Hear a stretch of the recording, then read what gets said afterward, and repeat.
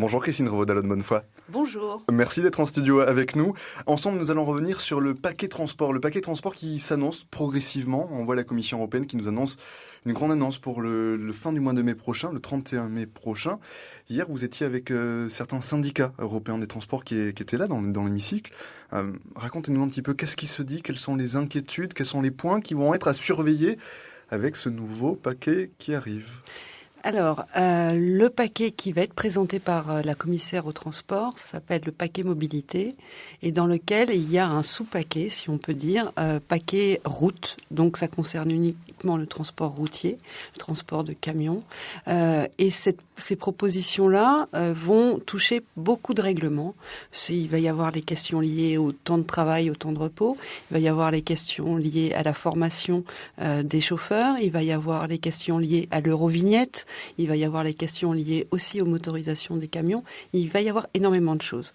Et le sujet de préoccupation qui a fait que la Confédération européenne des syndicats de transport se sont réunis et ont trouvé un point commun de vigilance, voire plus, voire de contestation si jamais le texte qui sortait était celui dont les rumeurs nous donnent des indications. Donc ils étaient présents hier au Parlement européen parce que nous avions ce débat sur notre résolution, sur nos propositions au Parlement européen en matière de transport routier, et leurs inquiétudes qu'ils avaient déjà présentées devant la Commission européenne fin avril, porte sur plusieurs sujets. Les sujets principaux de grande inquiétude sont liés aux mesures qui ne luttent absolument pas contre le dumping social, mais au contraire l'accroissent. Pourquoi ? Parce que ils proposent de revoir les questions liées aux durées de temps de travail et aux durées de temps de repos. Pas pour aller mieux, pour que ce soit plus protecteur pour les chauffeurs routiers, mais au contraire pour que ce soit encore plus insécurisant. La durée de temps de repos aujourd'hui pour un chauffeur routier est de 45 heures par semaine. C'est déjà pas beaucoup. Quand on compte les temps de nuit, etc. La Commission proposait, en tout cas dans une première version, de le ramener à 24 heures, 3 semaines d'affilée, et la 4e semaine, de pouvoir cumuler les temps de repos qui n'auraient pas été pris sur cette base de 45 heures. Donc ça, c'était une proposition qui a suscité une réaction très vive, en contre, évidemment, par tous les syndicats de transport routier. Et quand je dis tous, c'est y compris les syndicats polonais, les syndicats roumains qui étaient présents hier et qui étaient présents en nombre, et aussi les syndicats espagnols, puisque généralement, ce sont pour ces 3 pays qu'on trouve des positions un peu divergentes. Non, là, ils étaient tous d'accord, et les syndicats européens ont même fait un texte commun pour rappeler leur position sur cette question du temps de repos. Il y a aussi les questions qui sont liées au cabotage. Le cabotage, c'est normalement sur une durée très précise qui a cette autorisation de pouvoir passer d'un pays à un autre sans être soumis aux conditions de salaire du pays dans lequel le camion traverse le pays. Et les propositions de la Commission hésitent à agrandir cette durée de cabotage, donc qui n'est pas considérée comme du travail détaché, mais bien comme période de transit, jusqu'à 9 jours. Donc là, c'est encore une mesure qui va permettre à ce que des chauffeurs qui ont des salaires qui sont parfois jusqu'à 10 fois inférieurs au salaire qu'on peut trouver en Europe occidentale pourront légalement, c'est en fait légaliser ce qui est illégal aujourd'hui. Donc sur ces points-là, il y a une vive inquiétude des syndicats et dans un certain nombre de groupes politiques aussi une inquiétude, parce que quand on demandait à Jean-Claude Juncker, quand il est arrivé président de la Commission en 2014, de faire en sorte que l'Europe s'intéresse aussi aux questions sociales, qui mettent en avant un pilier social qui n'est toujours pas clairement mis sur la table. On souhaitait que la question de transport et de la situation des travailleurs dans les transports soit aussi prise en compte. Or là, c'est tout l'inverse qui est proposé. Oui, c'est des mesures sociales, mais c'est pas des mesures pour améliorer les conditions sociales des travailleurs, c'est l'inverse. Donc voilà, on a ces sujets d'inquiétude. Et puis, encore un autre sujet d'inquiétude, il y a un texte qui peut être intéressant et qui est très bien travaillé dans la Commission emploi au Parlement européen sur la révision de la directive du travailleur détaché. Sauf que la Commission, elle propose quoi ? Elle propose d'exclure totalement les transporteurs routiers de cette directive des travailleurs détachés. Donc toutes les préconisations sociales qui sont mises sur la table, c'est pour aller vers plus de libéralisation et vers plus de dumping social. Est-ce que ça vous surprend pas un petit peu de voir ce genre de choses arriver alors que il n'y a même pas un mois et demi, la séquence de la Commission européenne était celle de dire on ouvre une Europe sociale. Entre les deux tours, on a vu un visage qu'on n'a pas forcément l'habitude de voir de la part de la Commission européenne. Une Commission européenne très investie sur ces questions-là. Et là, quand on vous écoute, on a l'impression d'être à des années-lumière de ce qu'on a pu entendre ou la petite musique qui pouvait partir du Berlaymont il y a pas si longtemps que ça. Je pense que, clairement, depuis janvier, il y a une évolution politique très forte de la Commission. Très claire. Je ne sais pas si c'est en lien, mais je pense que ça a un lien avec aussi la fin de la grande coalition au Parlement européen entre le PPE, enfin entre la droite conservatrice et les sociodémocrates. Depuis ce moment-là, les propositions de la Commission se sont considérablement durcies sur les questions sociales. Et singulièrement dans le domaine des transports, et en même temps c'est finalement pas tellement une surprise parce que Violeta Bulc s'est jamais illustrée sur une prise en compte très forte de ces enjeux-là, mais c'est comme si c'était maintenant sans filtre. Et quand elle est venue devant la commission des transports il y a de cela 15 jours au Parlement européen à Bruxelles, je l'ai interrogée sur cette question la durée du temps de repos, où elle m'a dit, d'abord, ce n'est pas parce que les syndicats y sont opposés que cela suffit à prendre une décision. Et elle m'a dit, non, je ne reviendrai pas dessus. Moi, les informations que j'ai aujourd'hui, c'est que effectivement, elle n'est plus sur 3 semaines d'affilée à 24 heures de durée de temps de repos, mais elle est sur 2 semaines. Donc, elle continue à considérer qu'on peut passer de 45 à 24 heures. Elle continue à considérer que avoir un temps de repos dans le camion, c'est un temps de repos, alors qu'on sait très bien que ce n'est pas forcément. Et puis, c'est quand même incroyable, quoi. Si on vous disait à vous, en fait, votre temps de repos du week-end, vous allez le passer dans votre studio de radio, vous en pensez quoi ?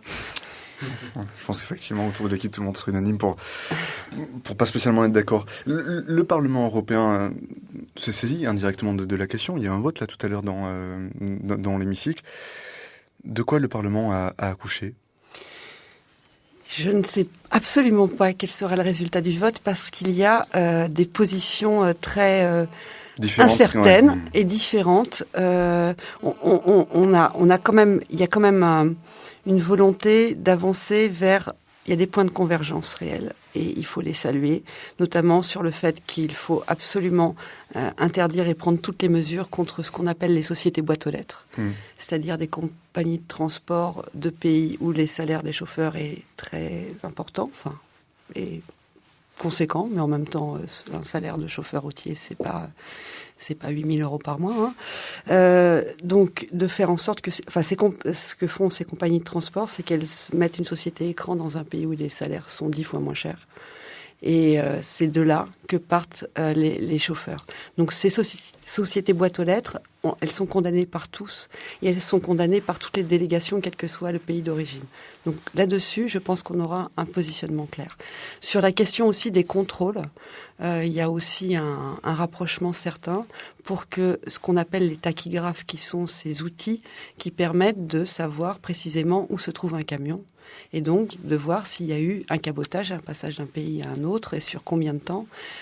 Ce que souhaite le Parlement européen d'une façon globale, c'est que ce tachygraphe intelligent, c'est-à-dire on utilise la géolocalisation, Galiléo. Oui, on va beaucoup plus loin que ce qu'on a là aujourd'hui. Voilà, on peut le mettre en place rapidement. Et on est tous d'accord pour le mettre en place rapidement, alors qu'au niveau de la Commission européenne, ils considèrent qu'on peut attendre 2030 pour une mise en application. C'est des choses qu'on pourrait régler maintenant pour au moins faire respecter les différentes réglementations européennes qui sont là et qui pourraient vraiment améliorer les choses si elles étaient respectées partout. Sur ce point-là du tachygraphe, il y a, je pense, le point de vue est partagé. On en discutait hier avec Renaud Muselier, eurodéputé du PPE, qui vous suivait parfaitement dans ce sens. En revanche, pour lui, il a l'impression que par d'autres endroits, le texte est particulièrement déséquilibré, pas toujours mature. Vous partagez cette vision ou pas ? Moi, je trouve qu'il est pas sur les mesures sociales, il va pas assez loin. C'est pour ça qu'on a représenté des amendements pour notamment concernant la question du cabotage et du cabotage illégal, où on a un peu précisé les choses. Il y a aussi des amendements des Verts qui sont très intéressants dans ce sens. L'amendement sur le cabotage que j'avais présenté à la Commission des Transports n'est pas passé à une voix. Là, il semblerait, mais je ne peux pas faire de politique fiction, qu'il y ait quand même un certain nombre de délégations, y compris dans la droite conservatrice, française, italienne, belge, qui considèrent qu'il faut absolument encadrer et être très sévère sur le cabotage qui n'a plus de lieu d'être. Il n'y a plus de raison d'avoir des règles différentes. Donc sur ce point-là, on va avancer. L'Agence européenne de transport routier, la droite conservatrice souhaite voter contre. Oui, ils n'en veulent pas. C'est ce que nous disait justement Renaud Muselier hier à ce même micro. Alors même qu'ils l'ont voté dans la résolution sur la lutte contre le dumping social de Guillaume Balas. Donc c'est dommage qu'on ne garde pas une certaine cohérence sur des mesures qui sont simplement d'harmonisation et de démonstration que l'Europe protectrice peut être là. C'est vraiment emblématique et je comprends pas leur positionnement et leur revirement depuis un an, quoi. Est-ce que vous pensez que ce différentiel, ce gap qui existe aujourd'hui entre l'Europe de l'Ouest et l'Europe de l'Est sur ces questions-là, mais sur d'autres qui se posent sur la politique européenne, on va réussir progressivement à le franchir? Est-ce qu'on peut se dire que justement le fait que les syndicats soient tous d'accord pour avancer dans le même sens, c'est déjà un premier feu vert que l'on reçoit? Est-ce que le travail va rester compliqué néanmoins à mener? Alors, ça va être long. Pourquoi ? Parce que on a fait l'élargissement de l'Union européenne sans prendre le temps d'expliquer ce que voulait dire être dans l'Union européenne. Être dans l'Union européenne, c'est pas simplement avoir un budget à partager et avoir des transferts de fonds de l'Union européenne vers ces pays-là. Pour beaucoup de députés européens de ces pays qui ont adhéré il y a finalement un peu plus de 10 ans, ils sont encore dans cette considération-là et dans la considération que ce qui compte dans l'Europe, c'est cette libéralisation, c'est cette liberté de circulation et cette liberté pour les entreprises de pouvoir aller et venir. Sur les enjeux sociaux, peut-être parce qu'ils ont aussi une histoire particulière, ils sont beaucoup plus en retrait. Et en même temps, on voit les mouvements des citoyens dans ces pays qui commencent un peu à se rebeller contre cette manière de faire de la politique qui les protège pas, eux non plus. Et je pense que les choses vont changer. Le fait que les syndicats arrivent à se mettre d'accord à ce niveau-là, c'est une bonne étape. On voit dans certains États membres, je ne parlerai pas de la Hongrie et de la Pologne, parce que on ne peut absolument pas discuter avec eux, mais la République tchèque est très intéressée pour entrer dans l'alliance du routier qui était présentée par 9 États membres, dont la France, l'Allemagne et la Belgique entre autres, et l'Espagne aussi. Donc à la fois du côté des syndicats, mais aussi de ce que peuvent faire les chefs d'État, il y a quand même une prise de conscience qui est posée, et peut-être est-ce lié à la montée de cette extrême droite qu'on trouve partout en Europe et qui veut sortir de l'Europe. La prise de conscience que faire l'Europe uniquement pour cette liberté de circulation des biens, des capitaux ne suffit pas et qu'il faut maintenant s'intéresser aussi aux Européens. En tout cas, c'est ma petite lueur d'optimisme que j'ai ce matin. Affaire à suivre, on verra dans quelques instants le résultat du vote au centre de l'hémicycle. Merci beaucoup Christine Revaud-Dallon-Bonnefoy de nous avoir accompagnés ce matin.